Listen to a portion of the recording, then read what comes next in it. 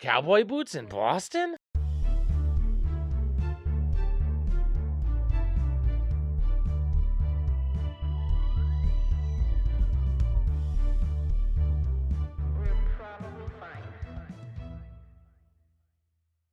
Hello, and welcome to another wonderful and exciting edition of Anxious at Bedtime. You don't know what I have planned.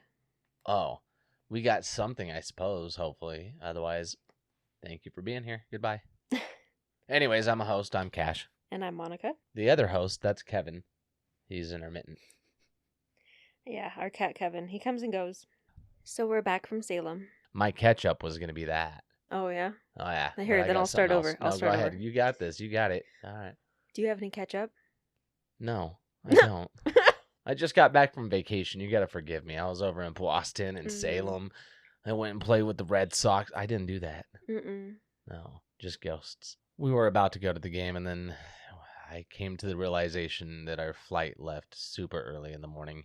Yeah, we forgot to do the math that when your flight leaves at 4 a.m., you have to be awake at like 1 a.m. I think both of us were like, we have to be up at 4. Yeah, that's kind of what I thought. And I was like, I don't need much sleep. Yeah. I did need that hour, though. Yeah, that hour was neat. nice. Yeah. I don't even know where to start with that. We ate Boston cream pies. Our first ever Boston cream pies. Totally understand the hype. And not first ever fucking Boston cream pie. For me, that's my first time in Boston having a cream pie in Boston of a Boston cream pie. Oh, that was my first ever Boston cream pie. Oh, yeah, you're wildin'. Yeah. I loved Boston cream pie yogurt, the yo plates. Oh, yeah, that was my jam growing up. Yeah, these are better. Anyway, yeah, we accidentally were amazing, and we were just searching through, like, where can we DoorDash dessert? Because I'm not playing. We were so tired. Exhausted. We did not go out for dinner. We DoorDashed Dreamt everything I was a in. muffler, woke up exhausted. But so we DoorDashed everything to the hotel, and we were just searching on DoorDash, like, what's close, what can be here in, like, 30 minutes that we can eat for dessert, and we found Mike's Pastries. Shout out Mike's Pastries Yeah. with your cannolis and your Boston cream pie. Which is apparently, we found out after we got home, like, if you're going to be in Boston, that's the spot you go for desserts. So we did great. And we it did was absolutely fabulous. It was so amazing. It was wicked good. I have been daydreaming about it ever since. And I'm not going to lie to y'all, we didn't have forks or like napkins. We had no silverware. We had nothing. We ordered fucking pizza. Half of that had wings and sauerkraut on it. That was not for me. It was so good. No, it was the Fenway. It was Fenway fucked up for me. Something, that's all I know. But it was hot dogs and sauerkraut and relish. And it was delicious. And just terrible times for me. But back to the Boston cream pie. So we had no silverware, no napkins, and we each had a piece of this cake, essentially, and just like dogs. Hold my hair back. We're going in.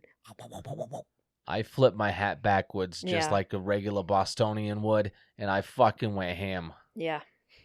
It was a wicked good time. Yeah. I don't know if you guys know, but I got an accent from it. Boston cream, like up to the eyebrows, but it was worth it. That didn't happen to me. I was very fucking neat about it. But that was a lot of fun. And then for the main attraction, Salem. The one in Massachusetts, though, the first one to ever existed in America, at least. I don't know about the rest of the world. It was somehow everything I was expecting, but also nothing that I was expecting at all. Quite. I don't even know how to begin to describe it. Leaving it, I feel like I left a part of my heart there.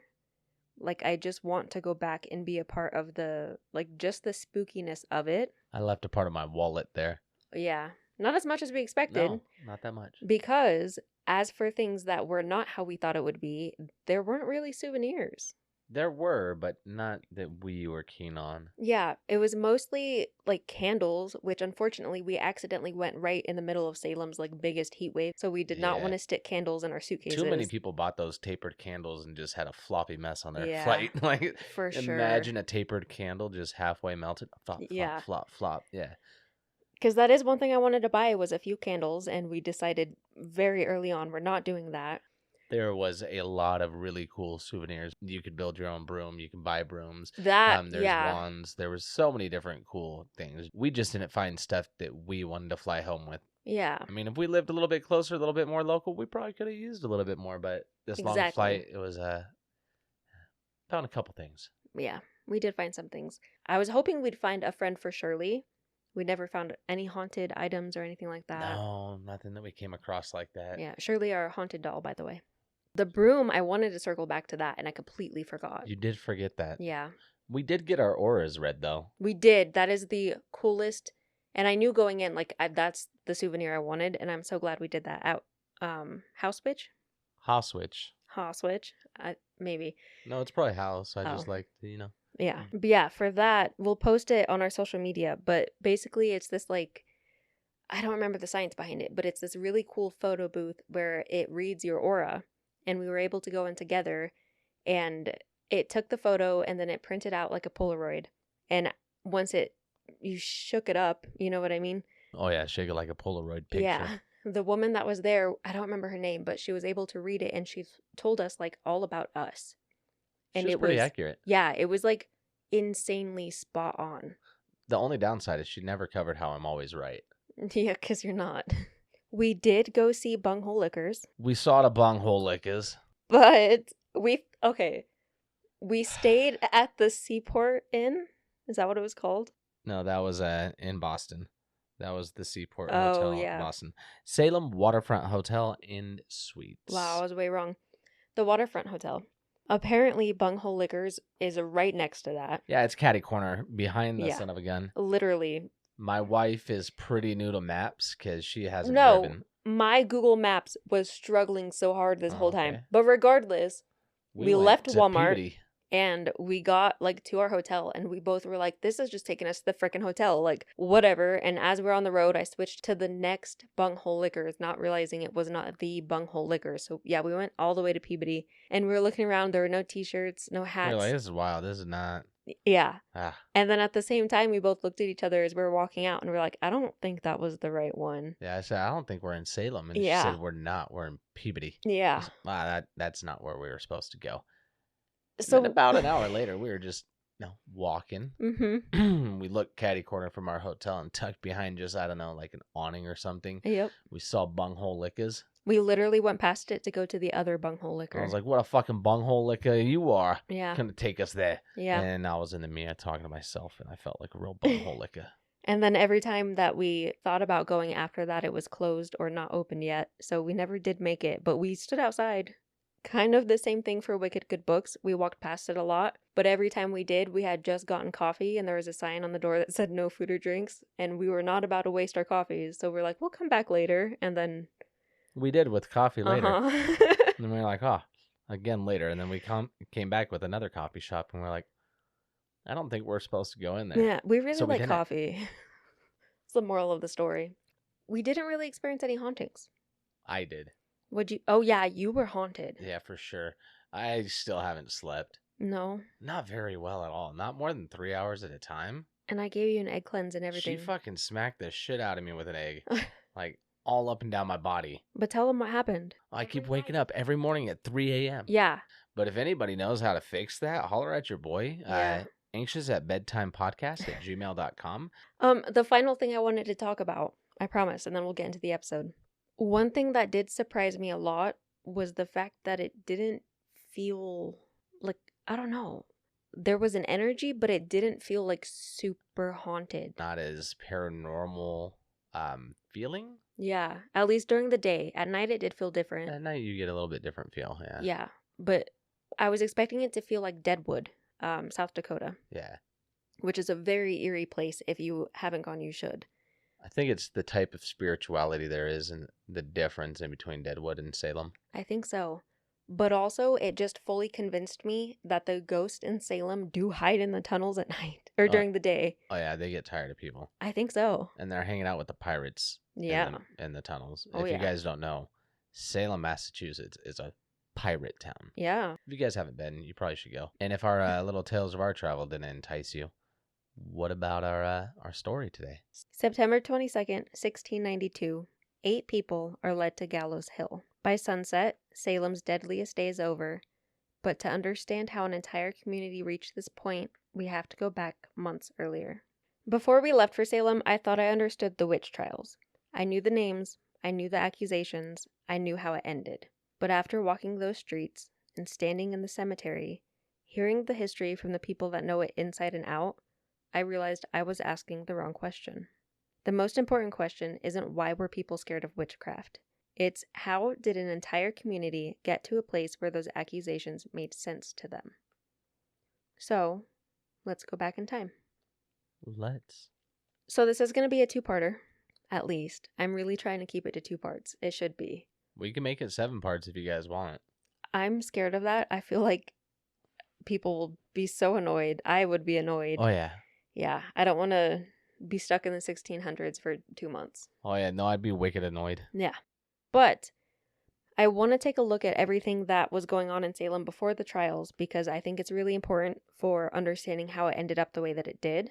And that's always the question, right? How did things get so bad? How did no one stop them?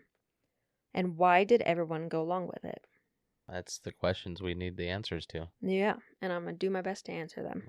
The people of Salem didn't just go crazy one day and start believing anything that anyone said. There was a sequence of events that led up to it. One of those events was Salem Village versus Salem Town. And this is partly... Gang shit. No, this is partly why I think that like the energy in Salem is different than we expected. Because while sharing the same name, the village was completely different than the town. The town was right near the water. It had an extremely profitable harbor. It was one of the most successful and important ports that connected Europe and the colonies. And you could see that success and wealth throughout the town. It was very upper class. The village, on the other hand, was rural and mostly made up of farmers that struggled to make ends meet. A few wealthy families did live there as well, such as the Putnams, but it was mostly people that struggled financially. There was tension because the village and the town were basically right down the street from each other. The village is now what we know as Danvers. Oh, yeah. And the town is what we know as Salem. Salem, Massachusetts. Yeah. So most of the witch trial stuff happened in what we call today Danvers, not Salem. Which makes sense. Could be why the energy in Salem doesn't feel as heavy as you would expect. Yeah, that makes a lot of sense. Yeah. And we never made it to Danvers, so who knows if that feels different. It probably does. Yeah. But yeah, so the farmers were outside of this like wealthy hub. And they were outside sun up to sundown doing manual labor, working their... Did I say manual labor? I think you said manual labor. That was something. It Do- wasn't labor. Doing manual labor, working their tails off, and seeing very little change, all while watching the people of the town prosper and grow at an insane rate. It didn't help that the merchants of the town were kind of running the place. They decided how much taxes everyone would pay, as well as how much farmers could sell their goods for. So the farmers had very little control. This caused a lot of friction, and after a few years of trying, in 1672, the people of the village were able to build their own Puritan church. Dang. Yeah, they had to fight for that. Wild. Yeah.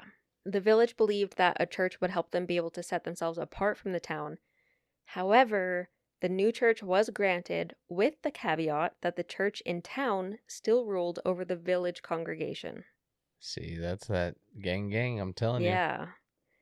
And so that just made things worse, right? Because they were so close, like they thought this is the answer, and then they finally get it, and it's fucked. Like shit in your hat. Yeah. Then to top it all off, the merchants were pissed off too, because they believed that the farmers didn't deserve any form of independence, and the whole if you give them an inch, they'll win a mile thing. Dicks. Yeah. And things got even stickier with the ministers. So we'll talk about this a little bit more next week, but in order to pay a minister, the villagers used their taxes. So if a minister did or said something that they didn't like, such as not pushing back with the townspeople, they would stop paying taxes and force the minister to resign. There was also tension within the village because not everyone likes change. Some people enjoyed feeling like the wealthier people of the town were in charge, but then other people were like, why would we do that? Sharon inherited $800. Yeah. That broad has not taken her head out of her own ass in 6 weeks. Yeah. Why are you trusting her? And they're like, well, she has $800. Yeah, exactly. So it's very split. It was really just a clusterfuck of people beefing with people all over. Oh, yeah. Yeah. There wasn't no TV, nothing to do. Yeah, what else are you going to do? One interesting thing to note is the Putnams were very much for the village becoming independent. When it comes to the trials, you'll notice a pattern where many of the accusers were people that aligned with the Putnams in their beliefs, while many of the accused were people that opposed the Putnams. Ooh. Mm-hmm. Again, gang. Yeah, very much. Like, I did not realize how much until I started researching. But political tension wasn't the only thing simmering. To really understand Salem, you also have to understand the people themselves, the Puritans, and why they viewed the world the way they did. Back to the church, Puritan life in the 1600s wasn't easy regardless of anything else going on. For a very quick overview, in England around the 1580s, tensions started to form because some people wanted reform in the church. They believed the church had too many Catholic practices. For example, they didn't believe in godparents at baptisms, and they didn't believe in baptizing dying infants because that could be misconstrued as baptisms being the equivalent of salvation. Yeah. Yeah. They didn't believe Christ was physically in the bread and wine at communion, but that it was more of a metaphor. I couldn't find an exact reason on this, but they didn't believe in kneeling for communion. They were tired of it. Maybe. They're like, anybody see a fucking point in this? No, let's get rid of it. That's pretty much what happened. That might have been it. Guarantee. They didn't believe in wedding rings, and they especially didn't believe in using music for worship, and they destroyed a lot of church organs because of it. Sheesh. Yeah. Puritans of the time also didn't agree with popular pastimes such as theater.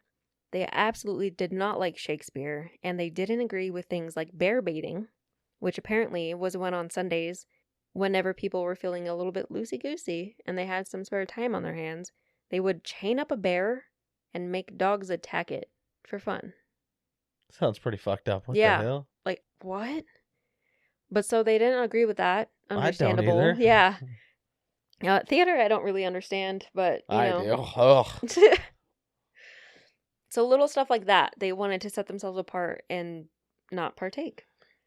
King James I saw these desired beliefs as a threat, so he had a new English translation of the Bible released that put an emphasis on the authority of kings, where the Geneva Bible, the Bible Puritans preferred, says God is above everything, including kings, and was viewed as encouraging a resistance to tyrannical rulers. Conflict eventually hit a point where Puritan ministers were banned from preaching, and that was sort of the final catalyst that caused Puritans to set sail for New England. Oh, yeah. Or to set sail abroad. For the new land. Yeah, because the new world. First, they settled in the Dutch Republic, which is now the Netherlands. They were able to practice their religion as they saw fit, but their children started to learn to speak Dutch and do Dutch practices, and that scared them. Apparently, Spain had previously attacked the Dutch Republic, and they were scared that if that happened again, their children could be in danger, so they moved to Plymouth Colony in today's Massachusetts. So you can kind of see this trend of them sort of seeing everybody as a threat and very much making decisions based out of fear. Oh, yes. There really doesn't seem to be much of a, like, we just want prosperous land or we want better job opportunities. Everything is more so, that's dangerous for us, so we have to go. Yeah. Religion and the fear of their inability to preserve their beliefs was clearly a driving force behind a lot of the choices they made. In the 1630s, the Massachusetts Bay Colony moved in, and both of the colonies were friendly with each other. Well, sickin' now. Not that kind of friendly. Oh. Once there, life wasn't strolling through tall glass and lounging... Glass? Thank God it wasn't strolling through tall glass. But that would be painful. It wasn't strolling through tall grass either, or lounging by rivers. It was hard. Everyone in the family was expected to pull their weight. Puritans very much believed that idle hands are the devil's playthings. People weren't allowed to do anything on Sundays. They couldn't work. Public entertainment wasn't allowed. They couldn't even hold meetings besides church, which church consisted of 2 services, one in the morning and one in the afternoon, both of which were 2 hours long. That's extreme. Yeah, by that's a lot of any church. standards. But You like may not you have had said, TV or radio to go Yeah. home to, but you sure had not church too. Yeah, that's a lot of church. Yeah. Not judging, but I couldn't do that. There were actual laws dictating what material their clothing could be, and laws to punish people who cursed or drank or were lazy or gossiped, so I'd be fucked. I wouldn't have been born. There also couldn't be any sort of celebrations like Christmas. Everything was very strict and very anti-sin because they fully believed in the devil. To them, he wasn't just a metaphor. He was a real physical threat that was so witty that he could trick anyone at any given time if they weren't careful. So they had to work every single day to make sure that they weren't vulnerable. So I'm always confused. Like back in the day when there wasn't that many people, I don't know how many people total on Earth there was in the 1600s, but do you think the devil really was afoot back then? And he was just fucking around. He was running around everywhere, like teleporting everywhere because he had nothing better to do. There was not that many people. And nowadays he's like, dude, I got too much shit going on. You guys are going to fuck it up yourself. I don't think so. Or do you think they were all just, form of psychosis a bit? Everyone's just a little crazy. That one. Yeah, there is no real true health care, so everyone has a little mental hysteria. That too, yeah. Understandable. And again, just the fear, Since they were so afraid of the devil, they had to keep themselves in check, including their thoughts. And they were constantly just working on, like, don't be sinful, don't be sinful. But women, they were especially vulnerable. Oh, no. Yeah, because they're just so weak physically and mentally. And if a woman spent time in the woods, oh God, there's no hope for her because the devil lives in the woods. Is that why Taylor Swift wrote that song, Wood? No. Oh. Very different. But isn't that silly? That is. Yeah. They're like, oh gosh, women. They're such suckers for the devil. What? I think what happened was some feller caught his wife banging some other dude in the woods. And he's like, hey, not allowed to do that. I'm such an amazing man. The only reason she could ever be with another man is if it were the devil. She was tricked. I don't know. People were freaking silly. Then there were all the diseases. Oh, yeah. People had to travel to New England via ship, which at the time took 6 to 8 weeks. People would kill for a 6 to 8 week cruise nowadays. You'd think, but listen, nowadays, yes. If you compare this to flights today, the longest nonstop flight is from New York City to Singapore. That's the longest you can possibly take, and it's roughly 18 hours and 40 minutes, okay? Sounds god-awful anyways. It does. But it is extremely common for people to get sick on flights. The air gets weird and thick, and when you get off the flight, you feel like you're covered in grime, can't wait to shower. Oh, yeah. Every time you hear somebody cough, you panic a little bit and hold your breath because you don't want to get sick. The germs are just stuck in here, right? Not me. That don't bother me. I wear headphones. I don't even hear it. Most people are like, gross, I don't want to breathe in somebody else's germs. At least me, I don't know. I am a germaphobe, so. Anyway, if you take that and multiply it by 2 months, that's what they dealt with. No showers, no hand sanitizer, no dude wipes. Ships were a cesspool for diseases and illnesses, and unfortunately, people brought them all over to New England. And that's why they thought they were right when they got to the land. They thought they were onto something. Yeah. Bunch of trippy. There was measles and the flu and yellow fever. And if you ever listen to our medical history episode, you know that the cures back then were basically useless, and some of them were more dangerous than the sickness you had in the first place. Yeah, some of them were just death. Yeah, quite literally. Yeah. Like, just try killing them, see if that works for them. Yeah. No? It didn't work? Yeah, shit. See if it works with her. Maybe it's just a chick thing that it works on. Mm-hmm. The disease that really had an effect on the trials is the one that I want to focus on. It's smallpox. Oh.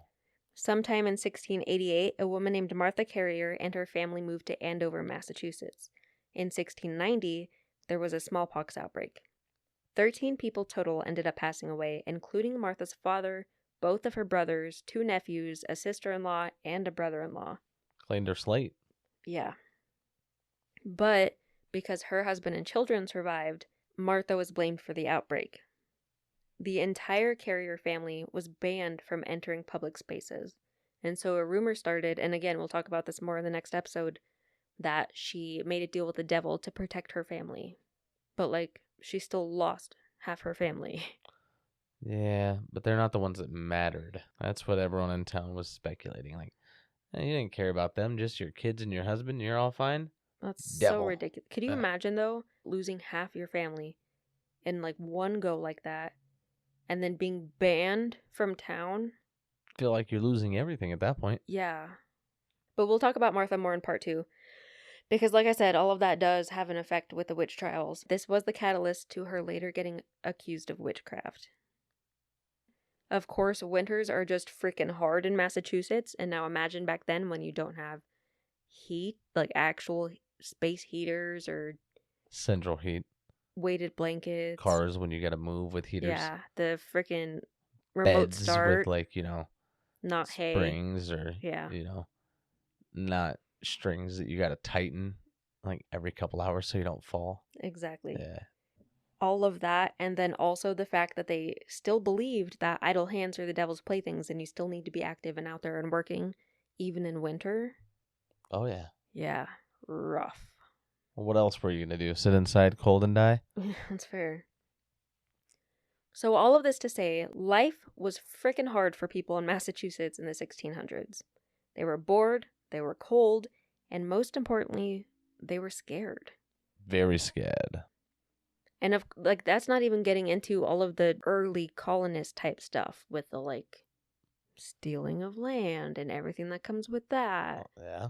And then all of these animals like rattlesnakes and stuff that they probably didn't know very much about. And it's true. America's had a whole different ecosystem. Yeah. So, how did things get so bad? By the time 1692 came around, Salem wasn't a peaceful little town where everyone just suddenly lost their minds. It was a community divided by politics, exhausted by hardships, surrounded by diseases that they didn't understand, and raised to believe that the devil was a very real threat waiting for the smallest opening to pounce. Like he lived the next town over just fucking watching with binoculars. Like the Grinch. Hey, don't fucking put them together. Grinch is way worse. Oh, Stole Christmas. The devil in their theology at least just doesn't let you celebrate it, so you never had something stolen from you. The Grinch is stealing that shit. Anyway, fear had been building for decades, and all it needed now was a spark. And that's where we're going to stop today. In part 2, we'll get into the actual trials and everyone involved. And like I said, I'm hoping to keep it to a 2-parter.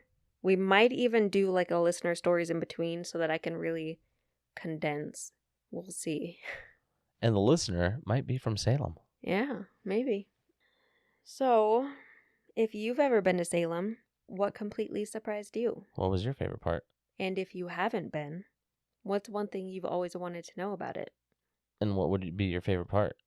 Oh. We'd love to hear your stories. I'd say we'd love to answer your questions, but we aren't experts. No, but we got some answers. Yeah, we got some. No. No? Yes. Oh, yeah. We know those too. Probably. And we can tell you 2 good restaurants. Not that there aren't more, just that's all we had. No, we have more than that. But we did not have as much as we expected, for sure. We expected to eat nonstop, but we're so bad. It was so hot. We were moving nonstop. We don't like to eat when we're hot. And then also when we're trying to do stuff and we're we want to do this, we forget to eat. Until Monica starts striking me down. Yeah, and I don't get hungry if it's hot, so we went some pretty long periods without eating. You go into a store that's nice and cool and she realizes she's hungry. And then that's the hard part is everything closes early because it is a coastal town. Yeah. So 8, 9 o'clock rolls around and I'm like, dude, I'm hungry and nothing's open. But we didn't talk about that. We did take one day and we drove up to Maine. We took our anniversary. Yeah. To the coast in Maine. And I had a lobster roll and I loved it. She absolutely did. She was disgusted with herself how much she loved it. Yeah, it was real gross. She was like, more butter, please. It was just smothered in butter and mayonnaise and it felt terrible but tasted good. There was some seasoning on it too. Yeah, probably. That was another restaurant. We accidentally kept having the creme de la creme of restaurants. I don't remember what it was called, but I don't remember either. I'll check my credit card statement. Yeah, we'll find it. But it was wonderful up in Portland, Maine. Oh yeah, it was beautiful. It was so beautiful. Such a nice drive too, except for that fucking toll. Yeah. And it was so wild to me that you could be in the heart of Portland downtown because we had to wait for our food for a while. And we were sitting on this bench just surrounded by super tall buildings and there's seagulls just flying around. That was pretty cool. She's not accustomed to that. I'm not. Where I come from, there's only seagulls on the beach, and the beach has no buildings. Where you come from, there are no beaches. Yeah. There's woods and hills, and Wildlife. Yeah, a lot of lizards. Did you say lot lizards? I said a lot of lizards. Oh, yeah. I was like, you didn't grow up in a fucking truck stop. What the hell? Any Hoosers, that was our episode on Salem, Maine. Yeah. What? Salem and Maine, kind of. Salem and Maine. This one was mostly talking. If that's not your vibe, I'm sorry. Next week will be more of a normal episode. Yeah, if that's not your vibe, make it your vibe. Make it for today. At least this time. Yeah. The world can be a scary place when you're Puritan. They're scared of every place, I guess. Everyone. But, yeah, everywhere. But we, for sure, we are probably fine. We're probably fine. Good night, sleep tight. Don't fucking conquer a new world.